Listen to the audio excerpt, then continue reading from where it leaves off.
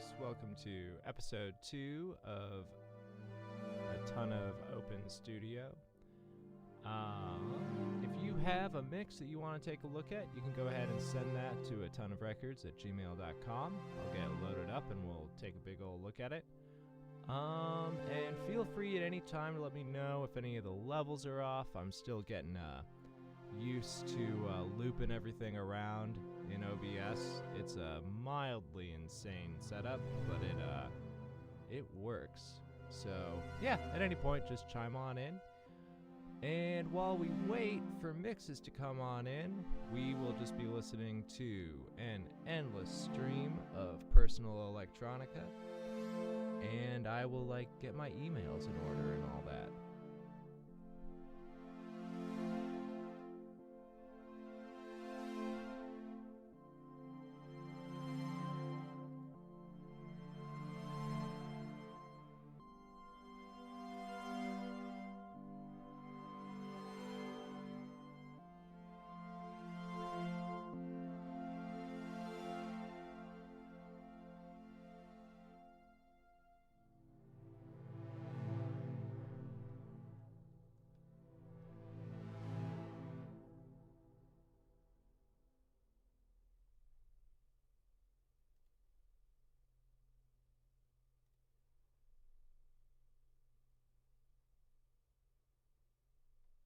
Alright, if you are just joining, this is Atonuv Open Studio. Get me a mix at atonuvrecords@gmail.com. We'll load it in. We'll take a look at it. Hope everyone is having a great day.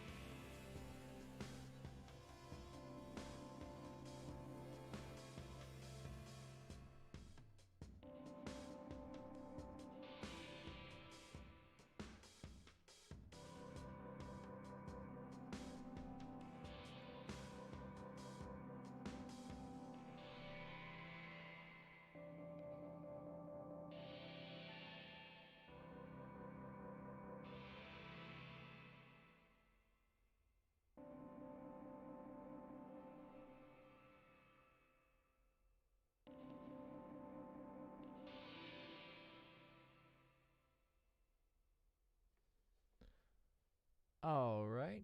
If you are just joining, go ahead and if you are a musician, you can send in a mix of anything you're doing. It can be in its roughest form. It could be a full final mix. It's all good. Just send it on in to atonuvrecords@gmail.com. We'll go ahead, load it up. We'll all take a listen and see what we can do to punch it up a little bit.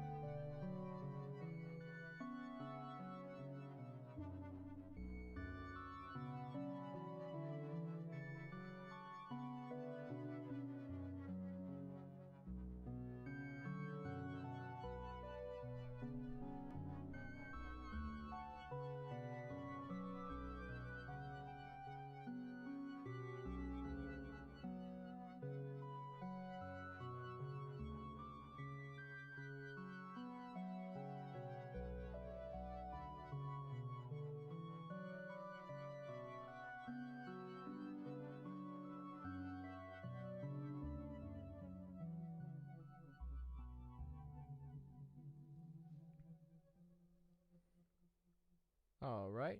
If you're hanging out, we are just listening to stuff that I have made over the last 10 years to fill that silence.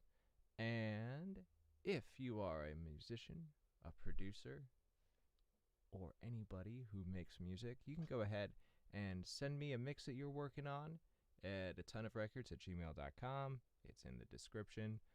And we'll load it up. We'll take a look at it. I'll be here until 8 p.m.-ish. Whatever is good. All right, let's put on some more tunes.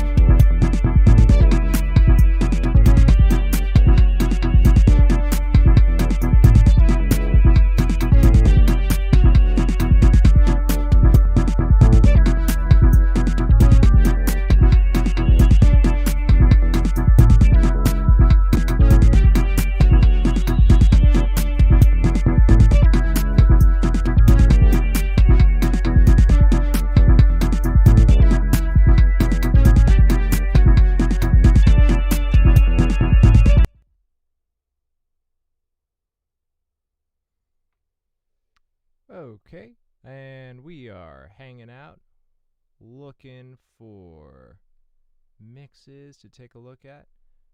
And in the meantime, we are just seeing what's happening in my massive back catalog that I can never quite remember what I did.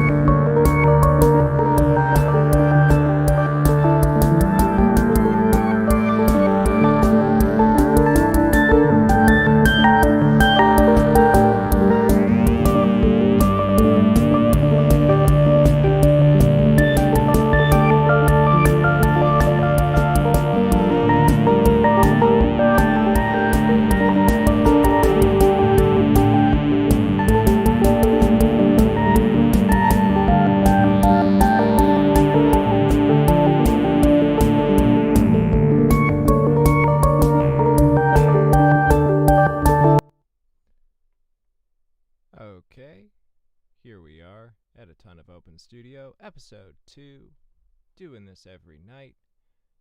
If you are interested in getting some in-depth feedback on what your mix is sounding like, what it's looking like, how that low end is, what's happening at 16K, send it on in. My email is in the description. It is atonuvrecords@gmail.com. Send that in. I'll get it loaded up and we'll take a look at it right now. And let's load up something else.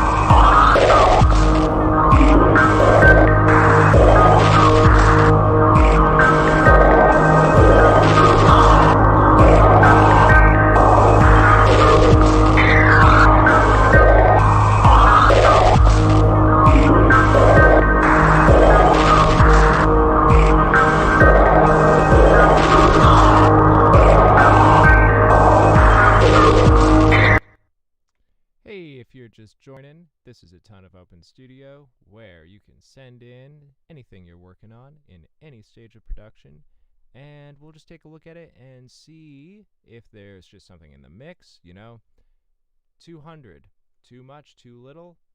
We can look at that. Or if there's something in the arranging process, is there a harmony that could flesh out your bridge? Anything really. If you want to have a look taken at that track, you can just send that to atonuvrecords@gmail.com. It is in the description. And just put Open Studio somewhere in the subject line, and I'll get that loaded up, and we'll take a look at it.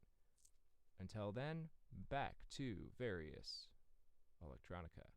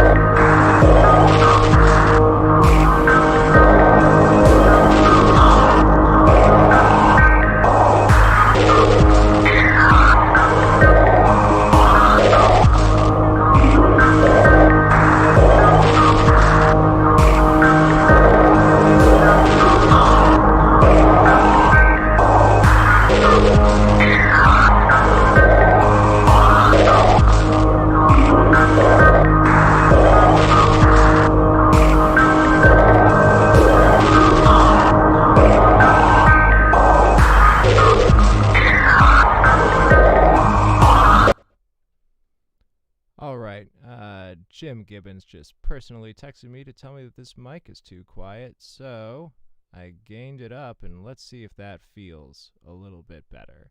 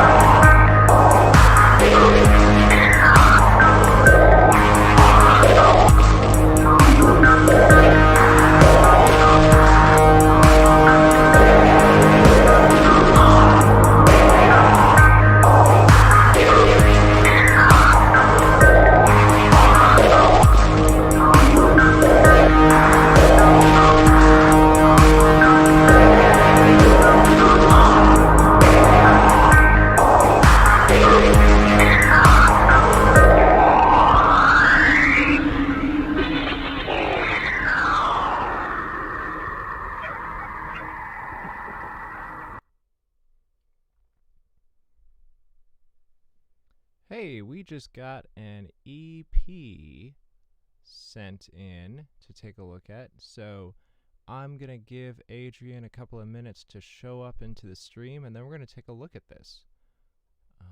It looks cool. Give it a second.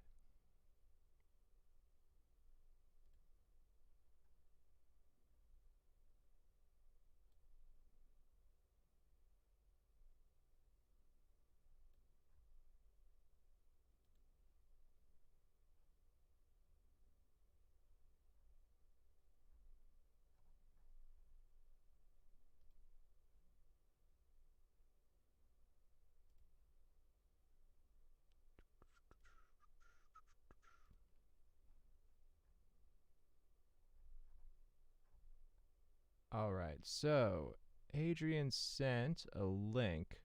So I'm going to stream this from Bandcamp. So we're going to get like a little bit of, you know, streaming quality stuff, but I think we can still get a pretty good idea of what's going on here. So let's go ahead and listen. This is the Derive EP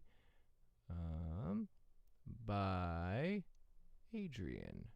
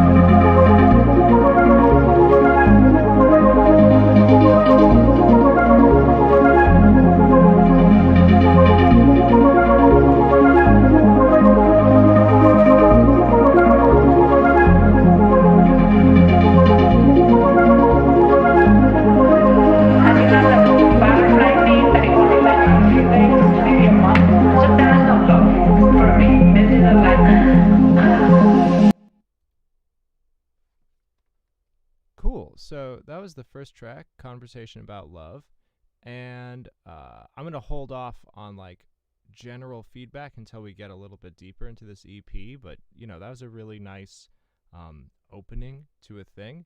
I thought that was great, really nice synth sounds, and let's just take a look at some more of these tracks. So here's Wave.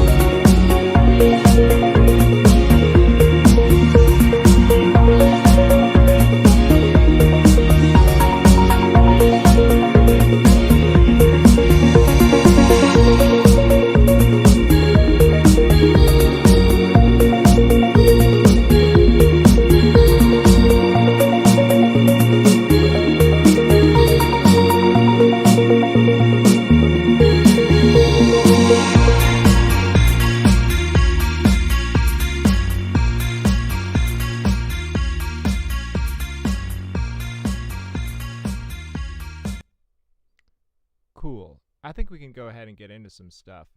So that was Waves, and great track. I mean, super clean. Really, really, really clean. Really big, really good sense of space. And then once again, we're just streaming this off of Bandcamp, so we are not getting like the full picture, I'm sure. But I am, if we were to dive in and just take a look at some of these elements, I think that there's a couple of things that could just get a little bit tightened up. I've got a good old frequency analyzer loaded up, just so we can kind of see what I'm talking about at the same time. Everything drops off at 16K. That's probably a streaming thing, so I'm sure it's nice up there. There is definitely room to bring up the kick, bring up that low end, and excite at like 60 hertz. I think that could just like drive home a little bit of extra thump. There's room in the mix for it. The snare, a little bit buried, and that's like 1.5K right there. I think that in the mix, if just like, kicking up that 1.5, it's gonna bring out the snare, it's gonna bring out the snap, and it could add a little bit to it. And we can even see in the readout here, we've got a gap from 1 to 2K, so that could just get taken up by some snare and just let it poke out a little bit and kind of drive. So like all in all, I think that there's room at 60 and room at 1.5 to just bring out those fundamental things. And then like outside of that, this is really nice. I mean, like, it's pretty nice and flat. It's a great mix. It sounds really good, and that's more important than anything. Like, I'm nitpicking. So for fun, let's go ahead, let's take that track, and then I've got everything routed around and turned around in itself to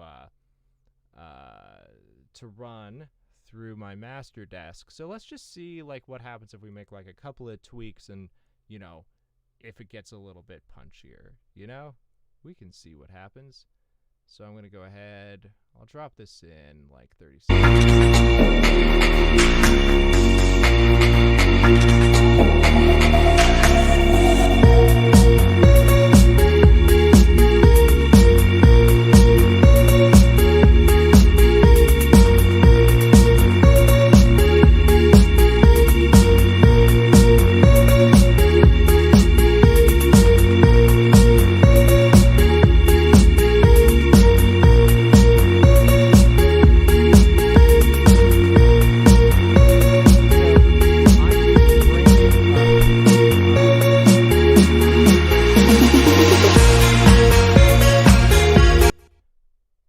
Bring it up a little bit of like 50 to 60, 1.5K, and then 200, because that's where like all the punch is, and it just kind of feels like maybe we could get the percussion to like jump a little bit.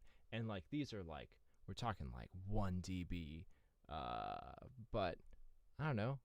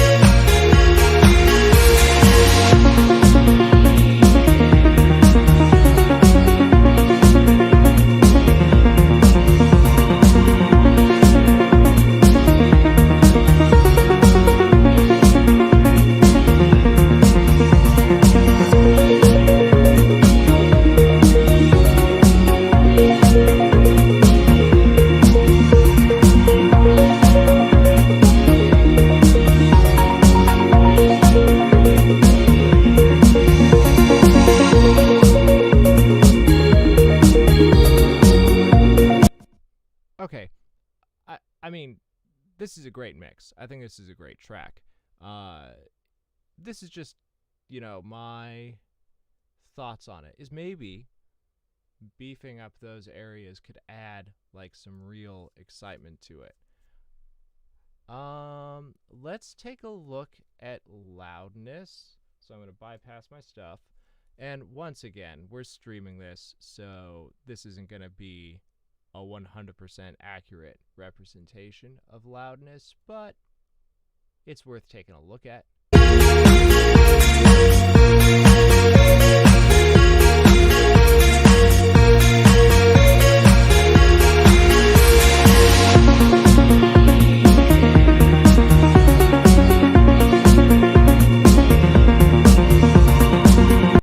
Okay, so what I think we can get a good sense of, because, once again, we're streaming this, we're pushing it through stuff, bringing it back in, so like our peaks aren't in the right spot. We're not going to get a totally accurate thing, but we can get a good sense of what the dynamic range is at. So we're at DR11, which is like very nice. I think that that's like a very, very, very nice like audiophile quality place to be for sure. But I think that we have room to just bring up the average loudness, probably. Once again, streaming this, so hard to say for sure. Yeah, that would be worth taking a look at if we had the WAV files, just to see if maybe there's some more just power we can grab out of this. Let's go ahead. Let's play Dawn. I'm very curious. All the things you try to tell me don't really make no sense at all. When you say you'll always love me, but I don't feel it when you won't even call. I can't feel it, baby. Where's this love that you say you have for me? Oh, I can't touch it, baby. Seems like nothing ever really comes for free.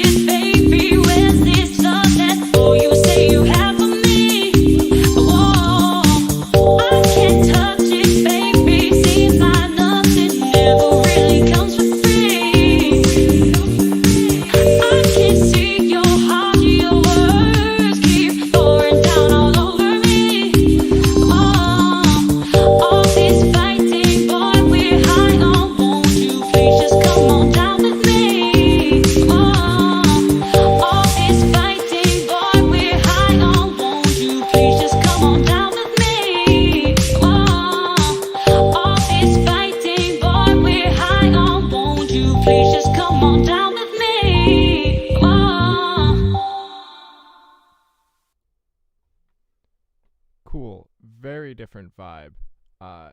Once again, sounds great. Really, really clean. And that like bell synth that's playing in the back, that sounds really good. It's really crispy, and it fills out the space really nice, and it just really, really classes up the mix. And I think it sounds great. There's a couple of interesting things happening. So like if I pull up our good friend, the Paz, so this track has a very different snare.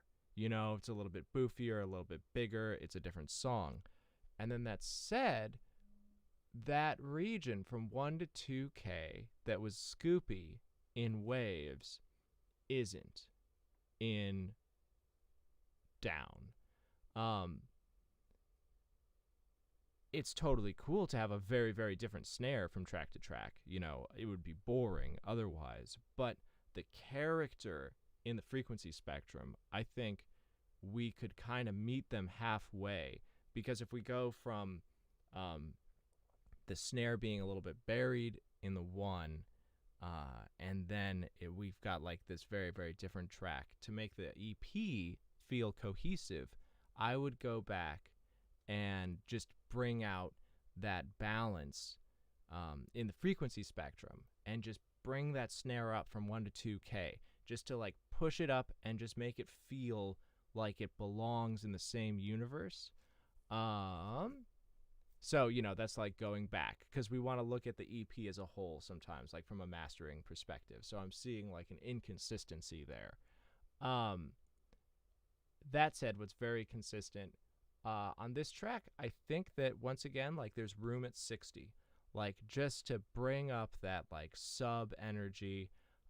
I would, you know, pop that kick up at 60 just a little bit. I would also like think about the bass at 100. Maybe there's some more energy that we could grab there. Cool. Let's go ahead. Let's take a look at the last track on this EP, Flashing Lights.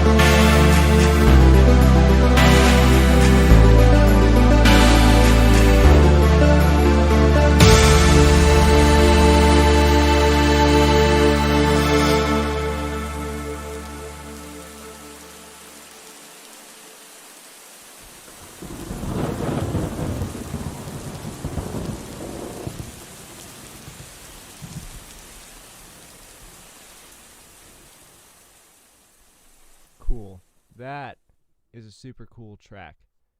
And we're seeing another that had some 60. That had a really, really, really nice filled out kick. So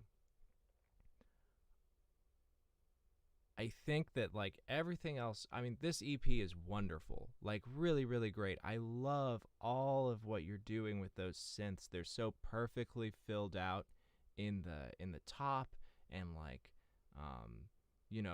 2 to 16K is just so solid on every single one of these tracks, and it's so really wonderfully placed in the stereo field, and the sounds are really good. They're really clean. And the composition is like right on point. We're moving from section to section. This is a fantastic EP. I'm just seeing like 2 areas of inconsistency throughout the EP, and and the world is never perfect, and we're always reworking stuff, and like, if there was anything to just dial in, it's like those first few tracks on the EP, they could use more 60. And then this track also was a bit scooped from 1 to 2K. The only time that we really saw information in that region was the breakdown when those vocal samples would come in. Those would hit 1 to 2K, and like my ears perked up. I'm like, oh, there's 1.5K. So I think that with the exception of Dawn, that had really nice 1 to 2K. That was great. That's like your gold standard 1 to 2K for the EP. Everything else, I think it could get filled in there. Give it to a snare, give it to a synth, just give somebody some body there. It will push it forward in the mix, so be careful about that. Maybe you just want to do it in the master stage, just a general, bringing up of 1.5. And then everything but flashing lights, it could just use some love. It's 60 hertz. And that's just going to get like a really, really nice consistency within the EP. Like, we want the songs to feel different, but you've done such a good job with your arrangements and your composition, and you've used different sets of instruments and different sets of sounds. Like, they each have such a huge difference and a huge world of sound in between them. It's just, that's really, really great. I would say there's so much musical difference between tracks that those sonic differences could get ironed out, so that when we're moving through this EP, we don't feel like we're going into a different sonic space as well. Yeah, and that's my whole thought on that. Thank you for sending that in. This was great to listen to. Really, really, really great work. Thanks for sending that. Cool. And if you are watching, we are live with Atonuv Open Studio.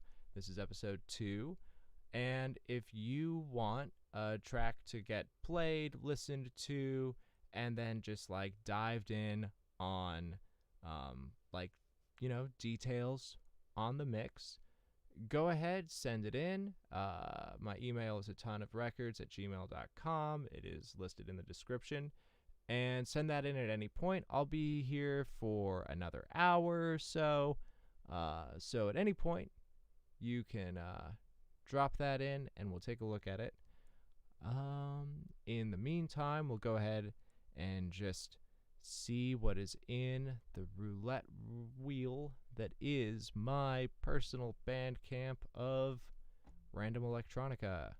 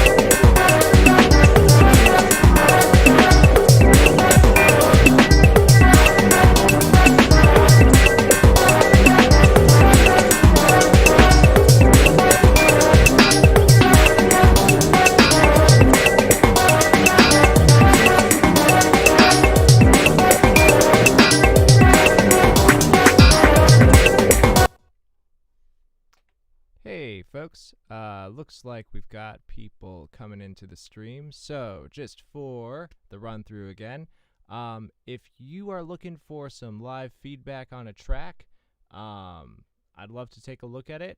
All you need to do is send your track to atonuvrecords@gmail.com. It's in the description. Yeah, send it on in. Put Open Studio in the subject somewhere so that I know that you're cool with it getting on this stream. Brandon, I answered you in the chat, but just to follow up, I think that non-original material could get us in trouble with the YouTube overlords. So feel free to send it, and I will listen to it. I'll mute it on the stream. And we can take a look at it. I'll get the good old frequency analyzer on it, and we can just take kind of a blind listen, but happy to do that as well.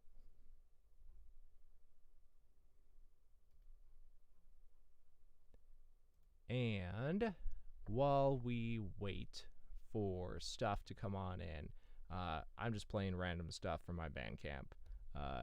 It's a real grab bag, folks.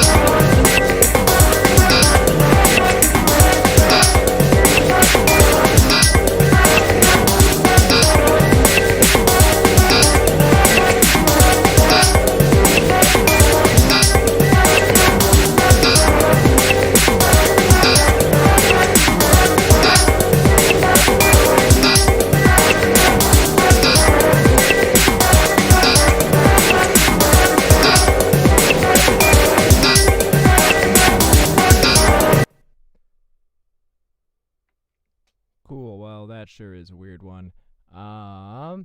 We are live with a ton of Open Studio. This is the second episode, so we're still just kind of figuring stuff out. But I'll be doing this every single day. 6 p.m. is my target time to start. Run at about 2 hours. If we ever get to a situation where a bunch of stuff comes in, we'll extend it. If you are looking for feedback on something you've been working on, something you've released, go ahead, send it on in to atonuvrecords@gmail.com. We'll look at, mixing stuff, mastering stuff, arrangement stuff. Maybe there's a harmony to add in. What if the bridge got swapped with the chorus? We can talk about that. And in your email, just put Open Studio in the subject so that I know you're cool with it getting played on the stream. And if you have any specific questions, too, about something in the mix, like what's up with my compression on my snare or whatever, we can go ahead and dive right on into that. I'm open for whatever. So if you want, go ahead, send stuff on in. We'll take a listen. And in the meantime, I have my just trash folder of random Bandcamp stuff. I don't know what they are. We find out together. Here's one. It's a picture of my cat. Who knows what this is? I don't know.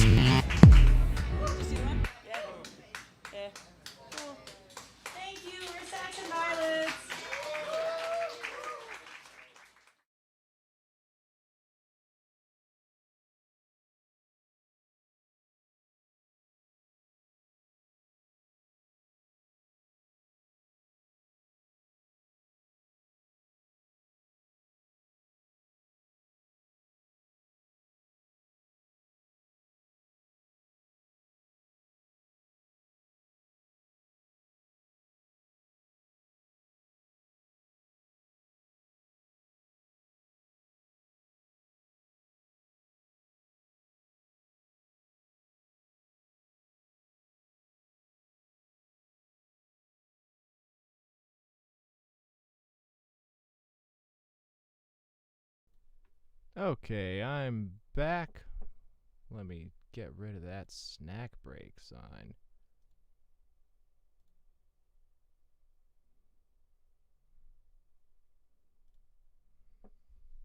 Cool. So, if you are wondering what is going on, we are taking a look at tracks for people and seeing what can get improved. I just saw in my email, Brandon sent a link. So I'm going to take a look at this. This is the Cyndi Lauper link. So I'm not going to play it on the stream because I am sure YouTube will get mad at us. So I'm going to go ahead. I'm just going to play some random stuff in the background. Actually, that's going to be a pain in the butt. So we're just going to be in silence for a little bit, okay, everybody? So I'm going to listen to this time after time mix. Imagine that it sounds great.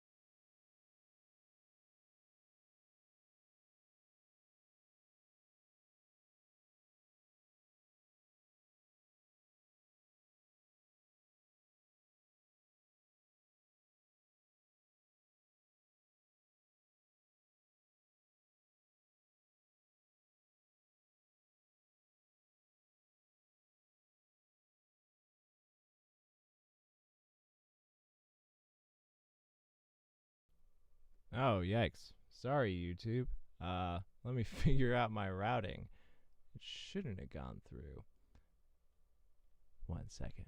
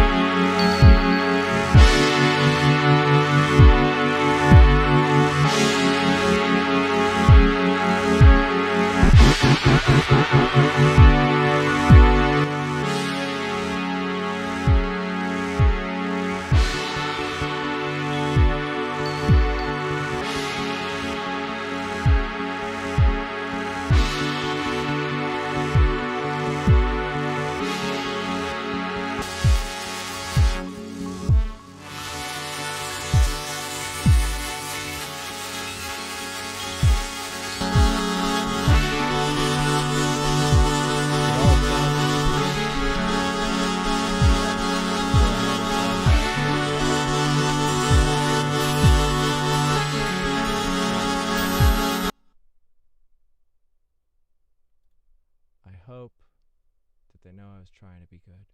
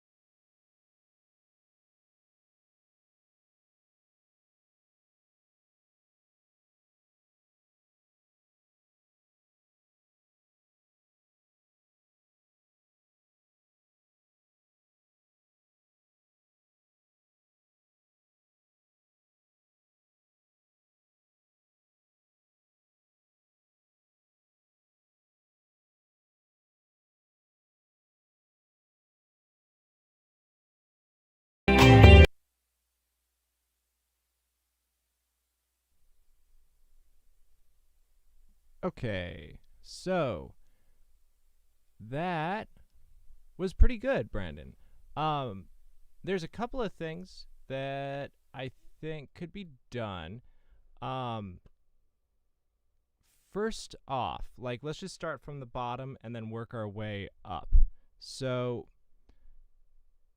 the kick and bass, they are fighting for the same patch of frequencies. I isolated it down to my sub, and there's just not a lot of separation at like 60 to 80 hertz. And you're just going to want to pick one of those to live there. Like, does my kick live below my bass, or does my bass live above my kick? Um, this is, I mean, and then it kind of depends on like where you're going to put it, is um how much do you want to stay true to like being an 80s mix, or do you want to make this like a modern mix? Because older stuff, we can kind of get away with having the bass be a bit lower than the kick. You know, it can be occupying 40 hertz, 30 hertz. You know, the bass fundamental does technically go all the way down to 30 hertz. So there is information there. But in a lot of cases nowadays, you would just flat out get rid of it, so that the kick can occupy that big sub push region. So in this case, since it is an old school track, you can't go wrong. Like, bass could be below kick, kick could be below bass, but you've got to make a decision. Like, there's just there's too much fighting happening, like right between, you know, let's just say 40 to 80 hertz. There's just not a ton of separation there. So take a look at that. Your bass and your kick, they could get separated a bit. And you know, there's always like side chain compression that you could do, but once again, if you're trying to do this like period appropriate, don't go heavy on it. You could use it, but there just needs to be more of a distinct relationship between your kick and your bass. And then throughout the song, I really like how you've changed the fundamental feel between the verses and the choruses. Like, we can go ahead, we can pull up your waveform. I think we can look at that. So, like, we can just see it up here. Verse, chorus, verse, chorus. And I love the spirit of it, like that huge leap that happens. But I think that for this to be like a final mix, we want that to be, we want it to feel like it's jumping from the verse to the chorus, but not that dramatically. And specifically what I'm hearing is the bass is fundamentally changing from the verse to the chorus. It's getting a whole lot bigger, like from like 100 hertz. That so that's like increasing the perceived volume and reducing dynamic range, like when we hit the chorus.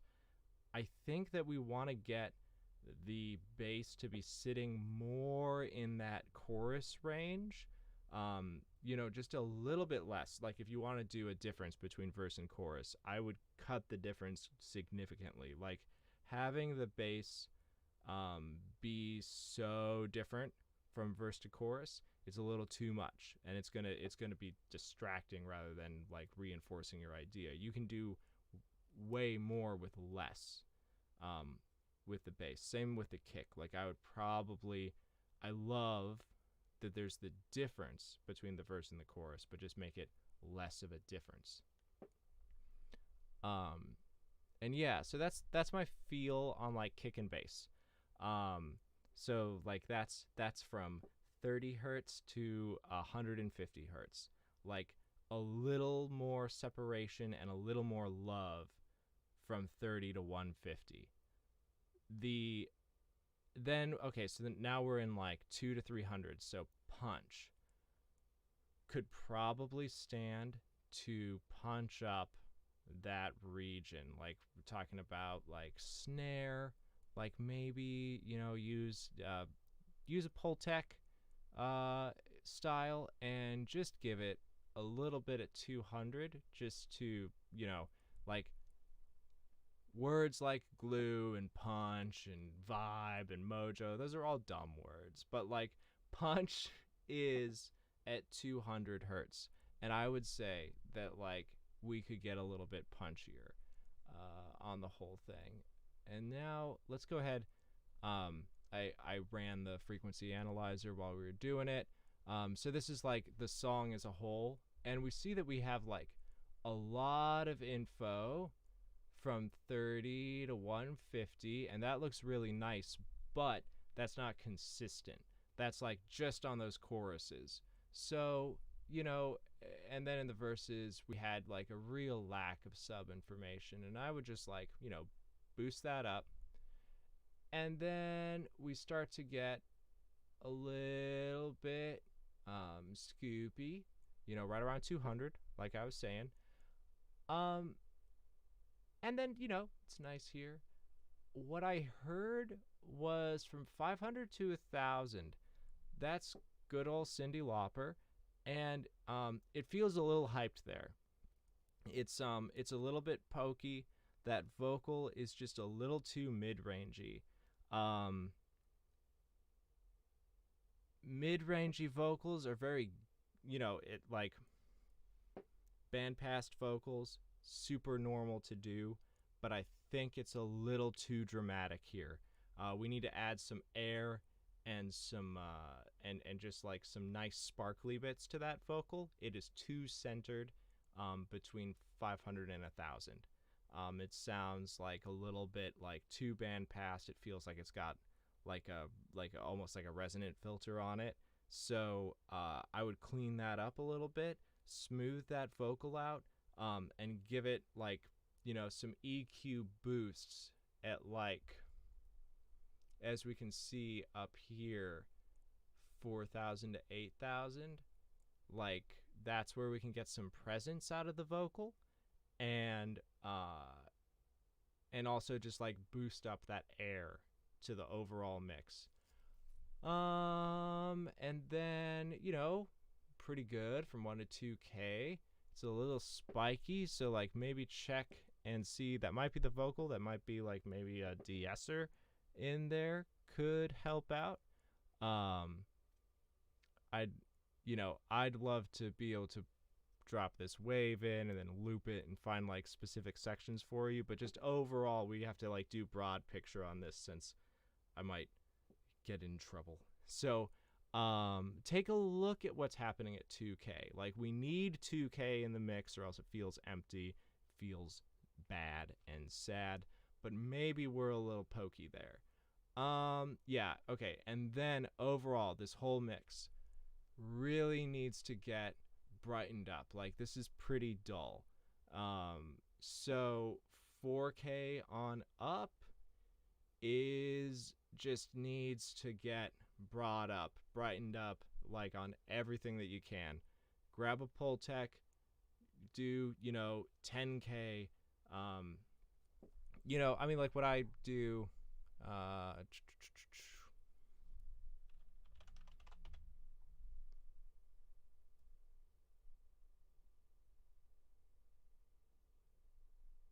come on, plugins. Okay, so grab a track, and then do a big old boost.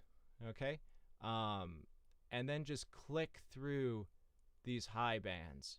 Okay, do it on your snare. Just go like 8K, how's that sound? 10K, how does it sound? 12K, 16K. And does it sound good, to just do a big old boost at 10K? Use your ears. Definitely listen to it within the context of the mix. Don't solo stuff. And just find where the spirit of the instrument is. Somewhere in here. This is where you're missing all of your info. 8K, 10K, 12K, 16K. big ol' boost, find it. Find it with your ears. Then broaden out that bandwidth, and then it'll be nice and smooth, like up at top.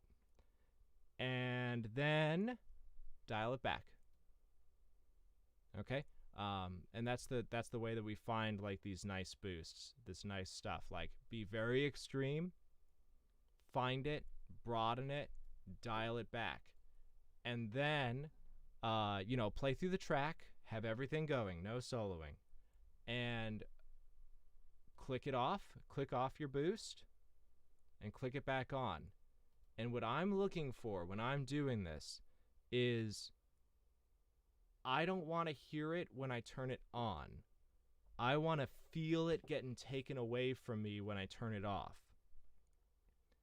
That's the level, that's how we're going to make like really smart decisions in the mix. Like when we're doing something dramatic, like adding 6 dB to 12K on the snare, okay? Or the vocal, like I would probably take a look at that too.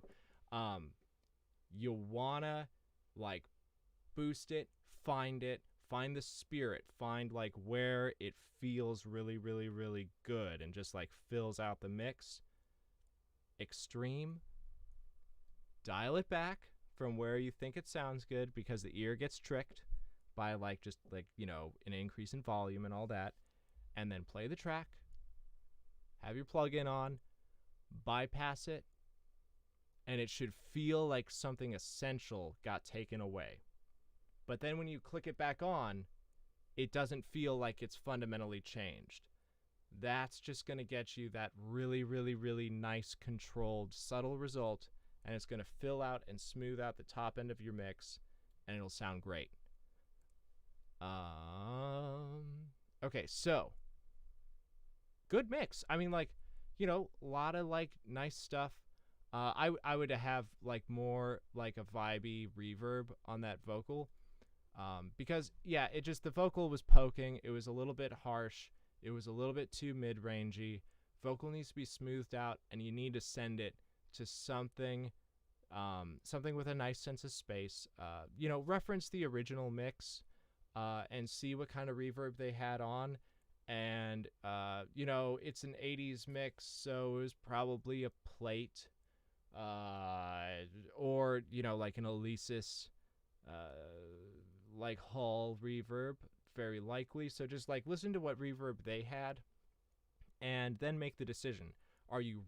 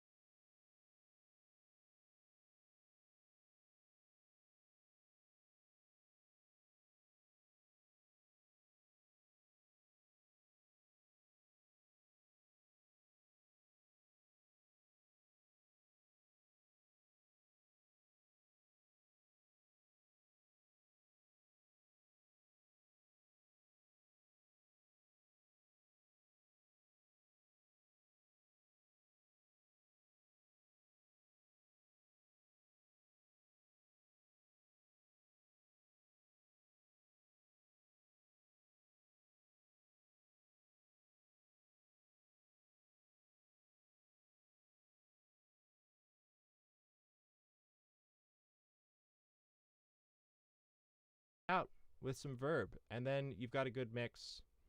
I hope that answers some questions for you. Uh, you know, good mix, and you can send stuff anytime. I'm going to be here every night, 6 p.m. Eastern Time. So,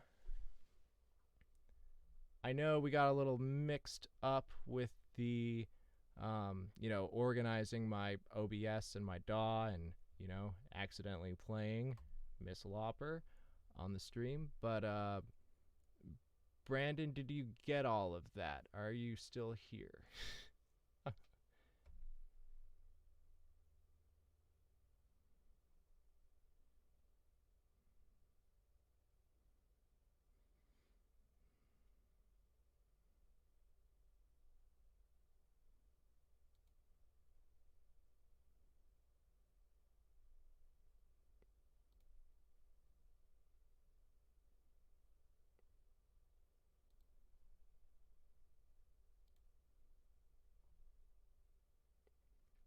Okay. We just had another mix come in to the email, and yeah, Brandon, happy to do it.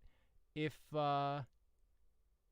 if you have any specific questions at any time, you can always reach me, either on a stream some night, or you can email me anytime. I am in the studio basically 24/7. We have a track coming in. This is Grind Season. Let us take a look. Abdul Rahman sent it in. What's up, Abdul?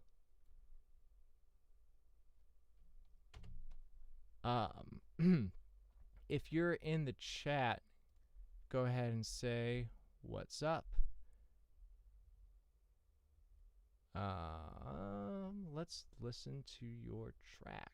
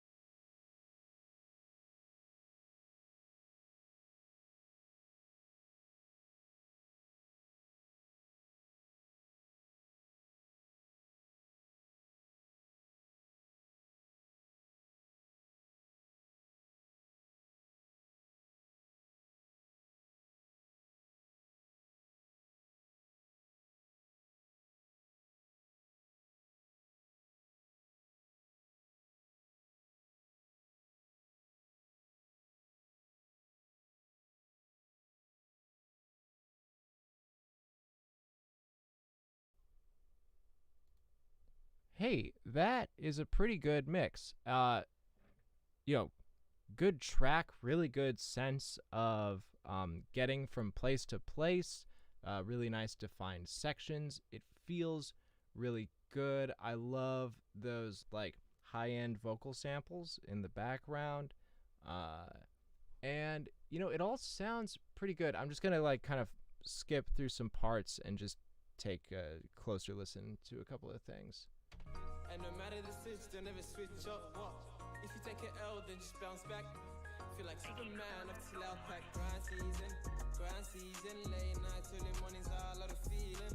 Grind season, niggas gotta go hard, do it for a reason. Grind season, slime season, I'm tryna catch flights, fuck catching feelings. No reason, yeah, these niggas hating on me for no fucking reason. Move the body, move. Yeah. Your frequency spectrum is really nice and balanced. And that vocal, it's sitting in a really nice place. I like that little slapback delay that you have on it. It's hard to dial that in on rap, but I think that you just nailed it. It's like nice and wide, and it feels really good.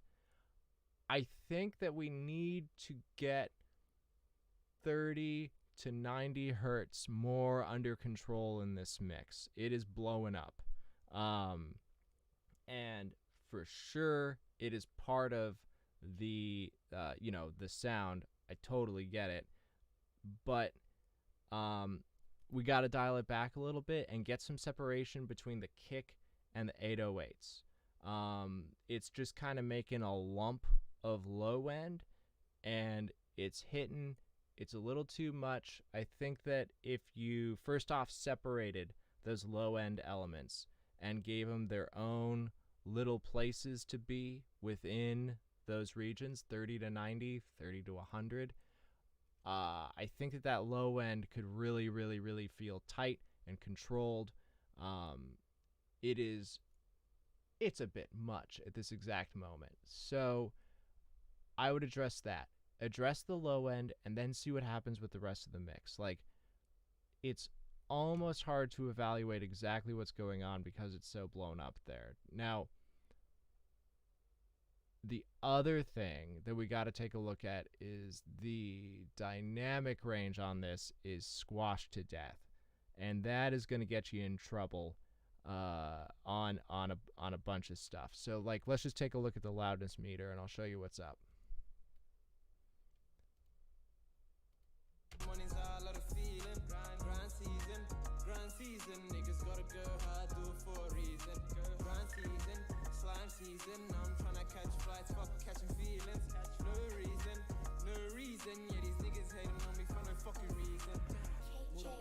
Okay, so what I'm looking for, there are three elements to loudness, three basic elements, and then we can use different scales and all sorts of stuff. But if we're just using like traditional peak RMS dynamic range, we can get a really, really good picture of what's going on. So let's just address those one by one. Okay, so peak values, and the Matt DR Mark II is really, really good. It tells you everything. I love it. So the first value that we're going to look at is our true peak, and we are peaking. So we're clipping. Don't want to do that. So those are true peaks. Those are super, super like inner sample, quick peaks. I definitely am of the school of thought that we just want to get rid of those. Like, there's no reason not to now. We have true peak limiters. So you're going to want to use something like the Fab Filter L2 and just bring the, turn on true peak limiting and get the, get it under control. Set your ceiling at like -0.1 just to like make sure that we're not pulling up against it. And then speaking of clipping, I can hear that something is clipping, and I don't know if that's post limiter clipping or if you're clipping somewhere in your chain. So you've got to get that gain staging under control. I am going to go out on a limb and say that it's in the low end. Okay. I think that your kick is clipping somewhere. So you need to check your kick channel. You need to check your plugins. It's definitely going beyond like clipping to taste. It's just clipping somewhere. So dial in that. I'm pretty sure it's the kick that's clipping. It could be the kick, could be the 808. And just get rid of that. And then also your mix is clipping. You got true peaks. Use a true peak limiter. Get rid of those. So that's where we're at on the peak side of things. Now, RMS. So that is average loudness, okay? This is like perceived loudness. This is your mix is a bigger picture. And then basically what we want to hit is between -9 RMS and -8. That is like never, ever, ever going to get you in trouble with like a streaming service, or also just like to the listener. They'll perceive it as like being nice and open, but also loud, between -9 and -8. So we are sitting at Body move the plugs, move the tracks in. Got a gun, got a lock, and we packing. Ain't nobody gonna stop us, cause we backing. Better move, man, lights, transaction. Move stuff, moving quick, ain't no lacking. Getting money, getting dope when I trap. Yeah, we're hanging out between -8 and -7. Not horrible, but I would just like dial it back. And then once again, what we're going to see is the thing that is bringing your RMS up is that out of control low end. And what you're actually doing is you are you're limiting how loud this mix is going to be perceived to the listener, because loudness lives in the like mids and upper mids. That's what the human ear is most sensitive to, you know, like 1K to 4K. And when we're just swamping our limiter and our overall loudness ceiling with low end, then we're not allowing as much of those mid-range and high mids to get through to the listener. So it's gonna sound quieter than a mix that has just a little less low end. And like the feel is really, really good, you know, like it is definitely bumping, but we need to dial it back so that the entire mix can sound powerful, which is going to go into the next thing. So dynamic range. You are crushing your dynamic range with that low end. And first off, I would argue that it doesn't sound as good as when we just have like a nice dynamic range, the peaks and valleys between like moment to moment in the piece. So first off, it's like a sound thing. It's a sonic thing. It's a quality thing.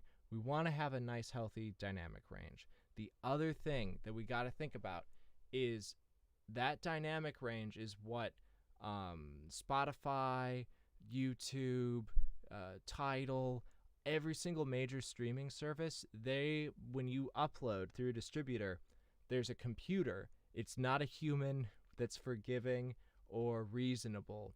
It's just a cruel computer program, and it's going to look at what your dynamic range is on the track.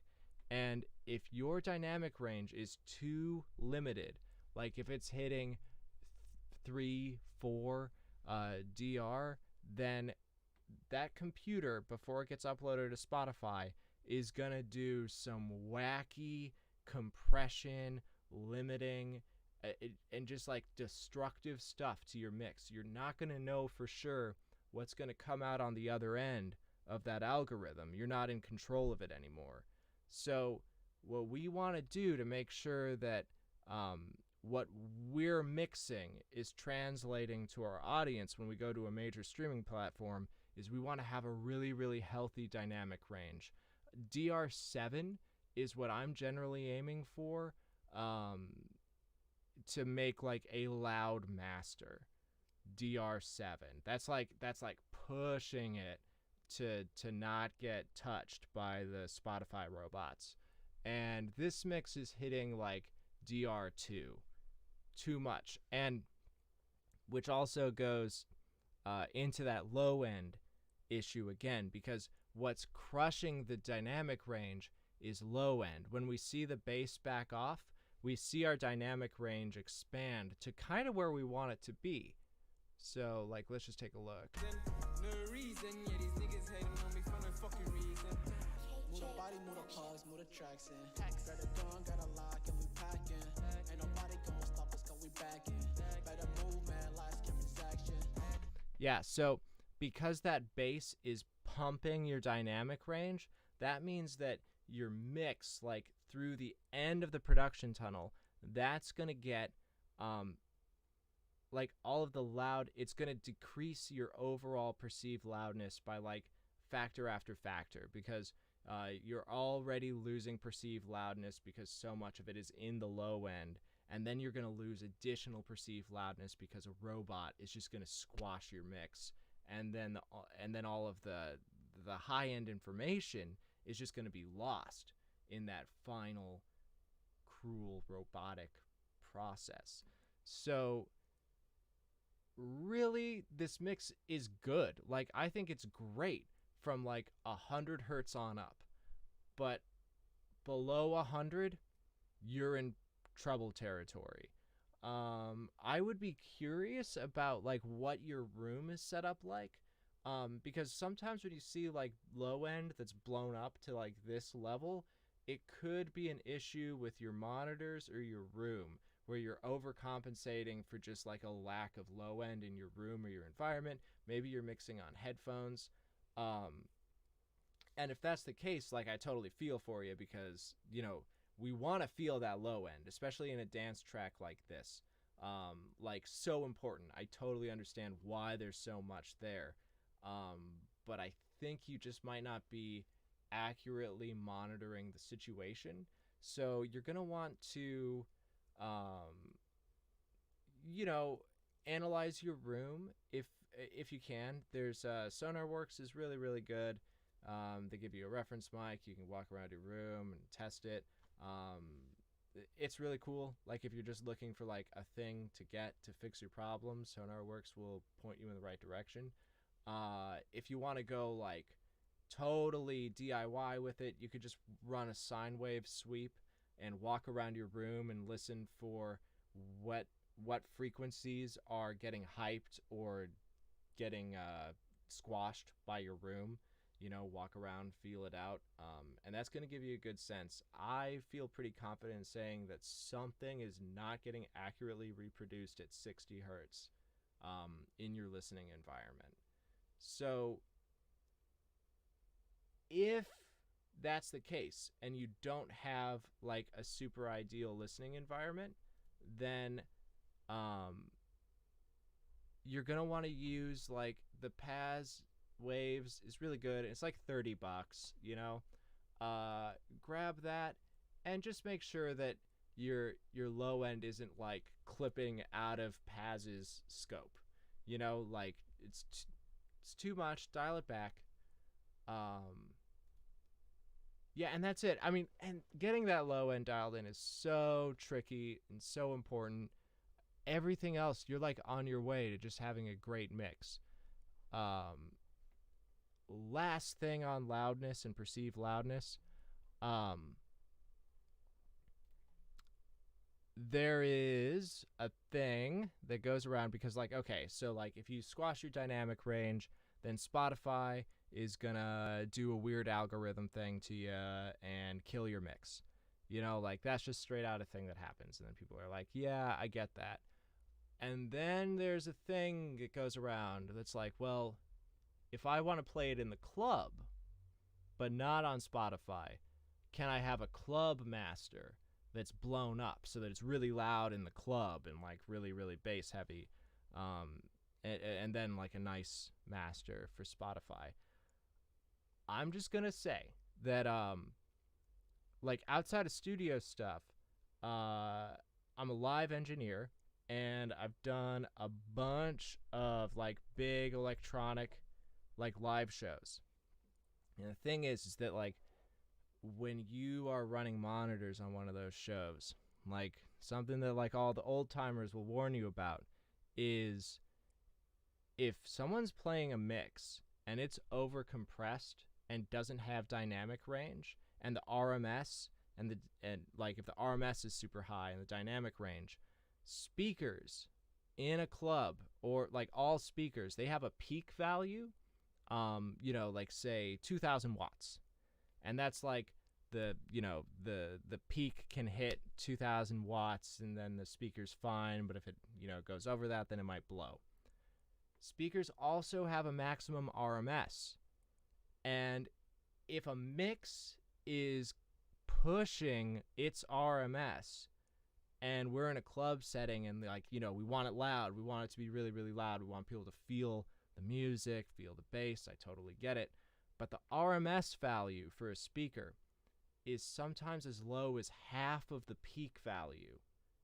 So if you're pushing your RMS and it's overcompressed and we're just pushing speakers and it doesn't have any dynamic range, then you're going to risk blowing the system because your mix doesn't have enough dynamic range, because your mix, the RMS is too high. Okay? So first off, like let's say it's your system and you bring your own system to parties and everything, you're going to wind up needing to buy a new set of speakers or fix your speakers like at a rate that you don't want to have that in your life. Okay?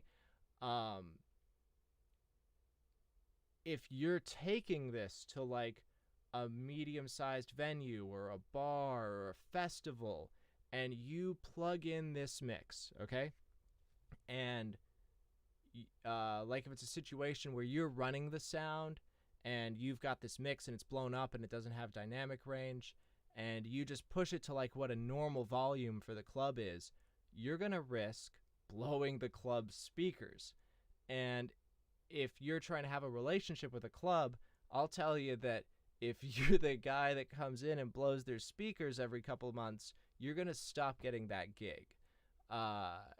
And if you're in a situation where you're like playing a show and there's a sound engineer, if they know what they're doing and they see this mix come in on their board and they can see that it doesn't have dynamic range, they're going to be the Spotify algorithm and turn you down so that they don't push their maximum RMS on their speakers, because they don't want to deal with fixing speakers all the time. So, and that's a thing. Like if we're working like a live electronic show, we're watching to make sure that we've got movement on that dynamic. If it's pinned coming in, we're going to turn it down, because we're going to lose monitors, we're going to lose mains.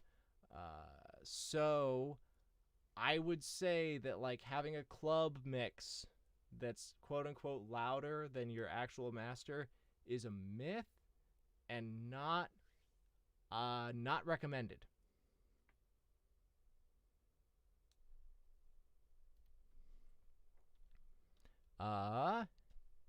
For a living.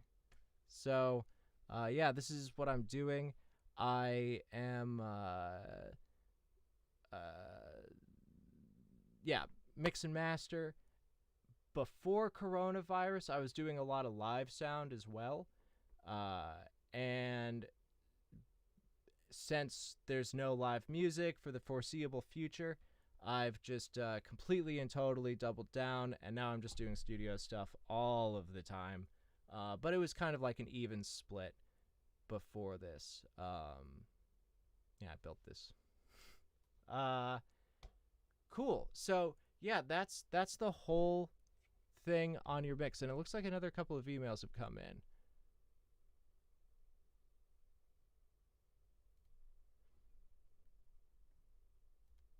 Oh, no, just a couple of replies. So,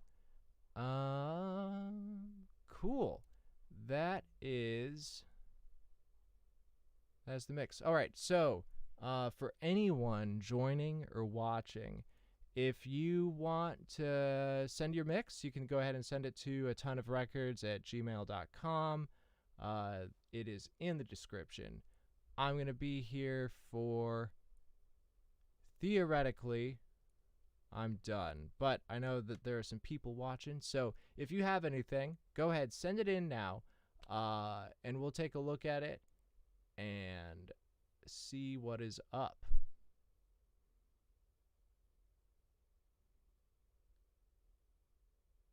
Oh, cool.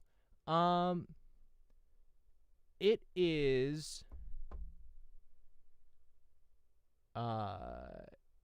this is to answer sort of kinda. If you love sound and you really want to do it, then it's totally possible. I mean, it depends on like where you're at in the world, what the scene is around you, but you can start you know, there's a ton of books to read, there's a ton of great amazing like sources just on YouTube and everywhere around you, and you can learn a lot. And then what you have to do is you have to put it into practice. You need to commit to doing audio every single day in some fashion. I'm a violinist by like from birth, and so I just started doing music stuff, and then I started playing in bands in high school. And the thing is that I would play in a band and no one knew how to run sound for the band. No one knew how to record music. So I became the person that learned how to do the sound for the shows, learned how to do the recording, and I learned it by doing it. And then I've had a series of really great teachers and mentors that have given practical hands-on experience in how to do stuff and how to run a show, how to record a session, how to mix an album, how to master it. And you learn by doing really hands-on stuff. So if you're really interested, you got to, read up on your stuff, do research, and then at any time, like, practice mixing. There's a lot of resources where you can grab stems and just like load them in. Audacity is free. Audacity is fine. Reaper is $60. That's like a solid DAW for not very much money, and you can just practice every single day, and that's what's going to do it. Now, recording, mixing, and mastering, that is harder to get into than live sound, because live sound you can show up and someone will show you how to do it, because there's a sound tech somewhere that needs someone to wrap cables, and you can wrap cables, and you'll learn on the job. You'll do that, and it's a solid industry.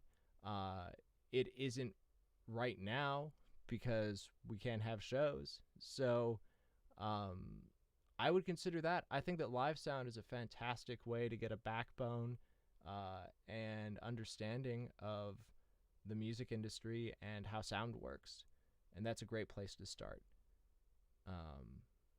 Yeah, cool. Let's see.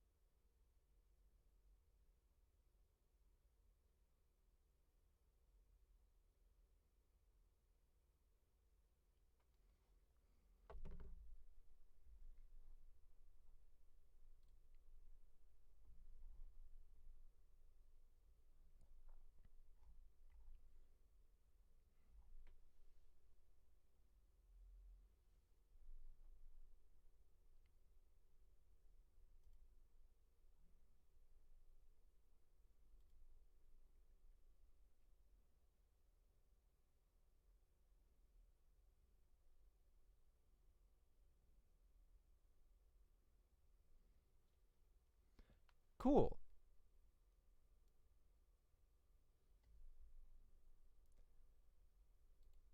Yeah, if you want to send a full mix, and I can take a look at what's happening in the entire mix. for the sake of a ton of open studio show programming, I don't really want to get into dealing with stems. So yeah, just send the full mix and we can just kind of take a look at the big picture of what's happening. If you want to send that in, I'll stay here for another like half hour.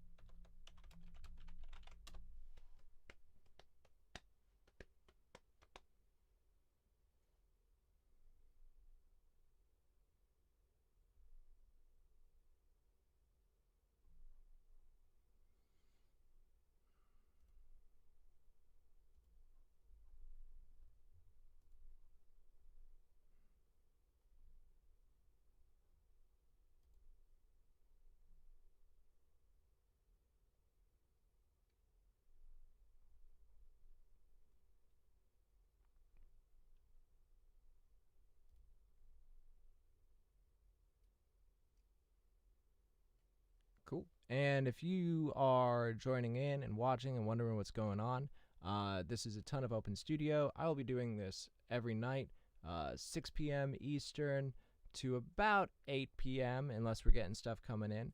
And you can go ahead and send tracks for live feedback to my email at atonuvrecords@gmail.com. Yeah, happy to do it. Happy to be here. Sorta Kinda is getting a wave sent over here, and we're going to take a listen to that as soon as it shows up in my email. In the meantime, we're just hanging out.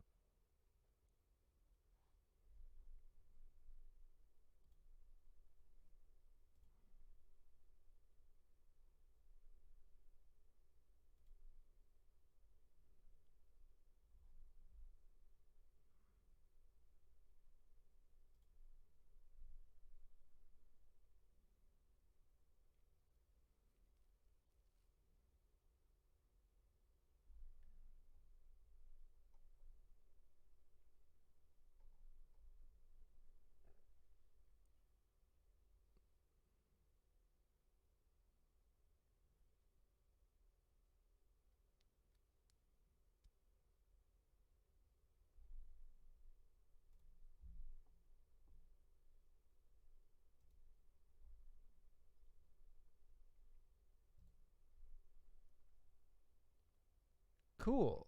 Just got that mix. I am downloading it.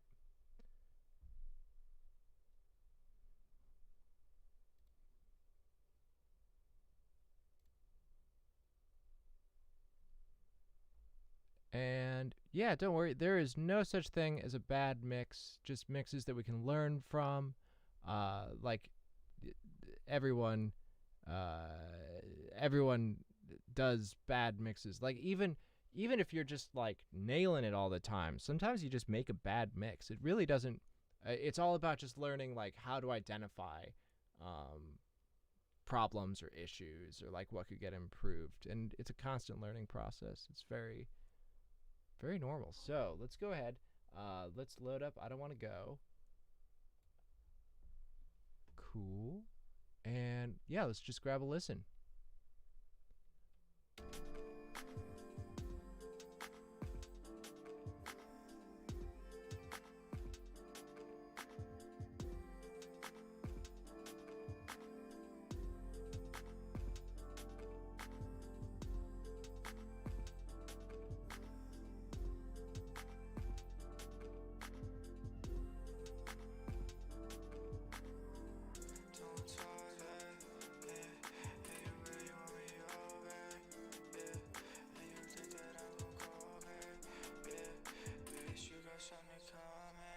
yeah. And you think that I be running, know you up to something. I don't wanna be here, but to the phone shit. Higher than a lie, yeah, she want me for company. I think I'ma stay clear, I think that she love with me. I don't wanna go to bed, I got words on my room. All the things I could've said, still I feel bottom.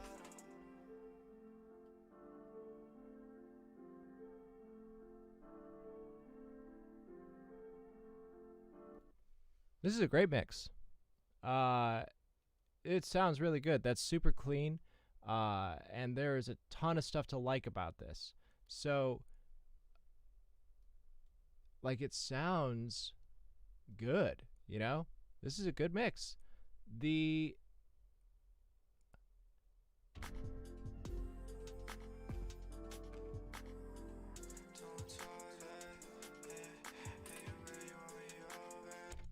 I love that vocal tone. I really like how it's sitting. It's like nice and bandpassed, but it's not too mid-rangey. I like it. I like the sense of space. I like the verb. Yeah, tons of stuff to like here. Like a lot. This is good. So let's dive into some of the stuff that could just tighten this up a little bit. So yeah, I mean, good old frequency analyzer tells us a lot. But I mean, like listening to it, I'm like, that hat is a little bit pokey. And it's poking out at 8K. Super duper normal. Like, I have seen many a hi-hat poke out from 8K to 10K. It's where they like to poke.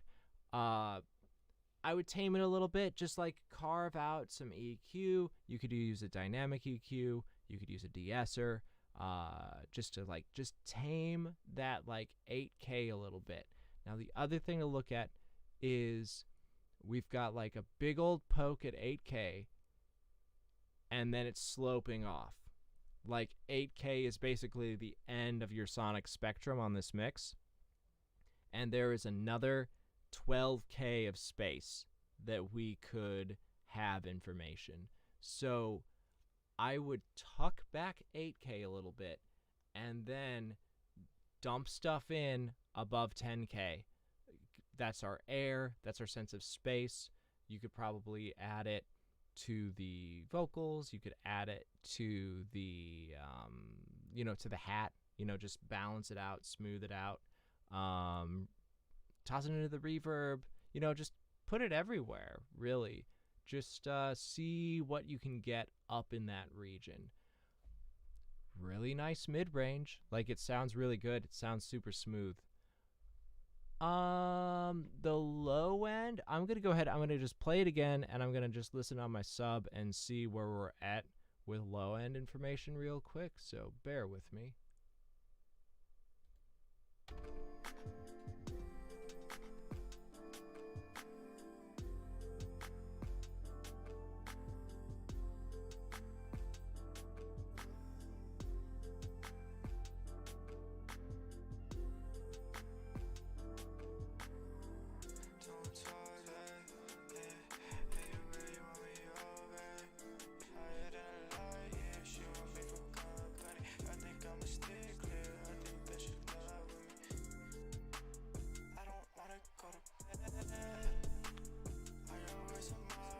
Okay, low end is really close. Oh, yeah, no, that's okay. And I understand mixing on headphones, totally. I think you're really, really, really, really, really close on your low end. You've got that kick and your bass, and it seems like there's some light side chaining. I would either maybe just get more of that side chain action to separate the kick from the bass. That low droning wah wah wah wah, and the kick feels like they're just fighting for space a little bit. Side chain it, or just make the decision to notch out 60 hertz on that bass drone, and then bump it up on the kick, just so they're separated frequency-wise.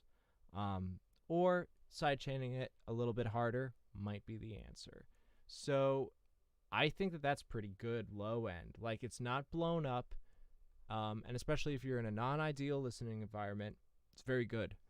What I am seeing is we've got like a pretty good amount of info below 30 hertz. So I would just high pass, like put a pretty like a brick wall high pass filter at like 20 hertz. Just get rid of that low end muck. You're going to be able to get more out of your mix if you just get rid of that. Don't need it.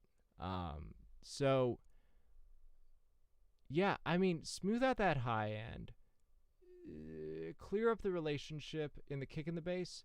And then the other thing that I felt when I was listening to this is that there just wasn't a lot of like punch and transient action in the mix. Like, nothing was like leaping out of the speaker.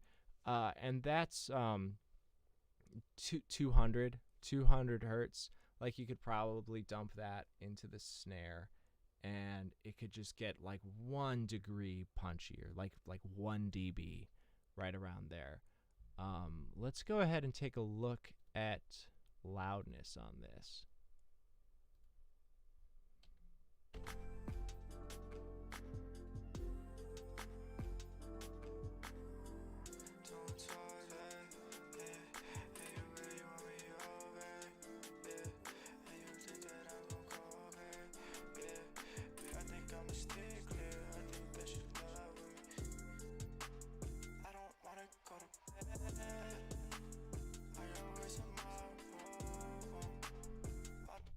Yeah, you got room to go. Like, this could get, pushed into your limiter a bit harder, for sure. We're hanging around -12 RMS. We can push it up to -9, and it'll still sound really, really good. So for fun, I've got everything routed around. I'm just gonna go ahead. Like, all of these issues would be better fixed in the mix. It's always better to fix it in the mix, and you only have a couple of issues, but I'm gonna go ahead, route everything through my master desk, and just like kind of like do a couple of those little tweaks on the mix as a whole, for fun, because it is fun to do. I had a thing. So yeah, this is great. Like, really, really good work. I would, like, pat on the back, A+ gold star. I'm just going to go ahead. I'm going to run it through my stuff. I'm going to add, like, some definition up top. I'm going to carve around in the low end a little bit, and then just push the loudness a little bit. Cool. So let me get this routing all set up.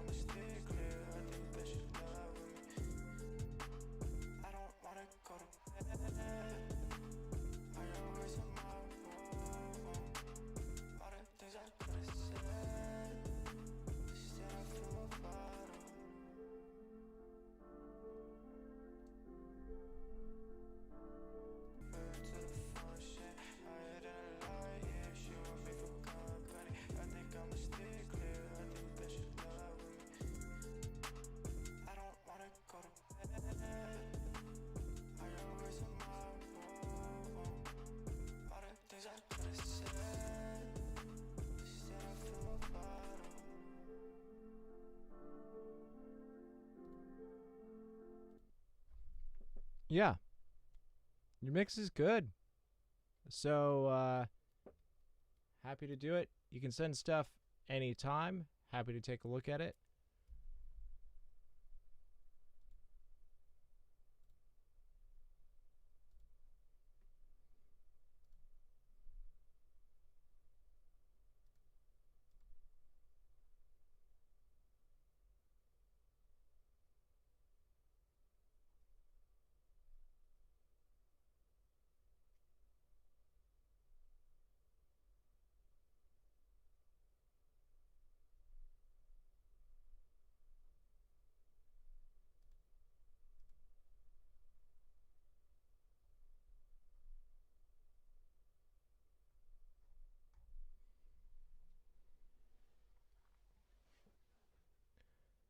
Okay, folks, if you are watching, there's some people in the room still.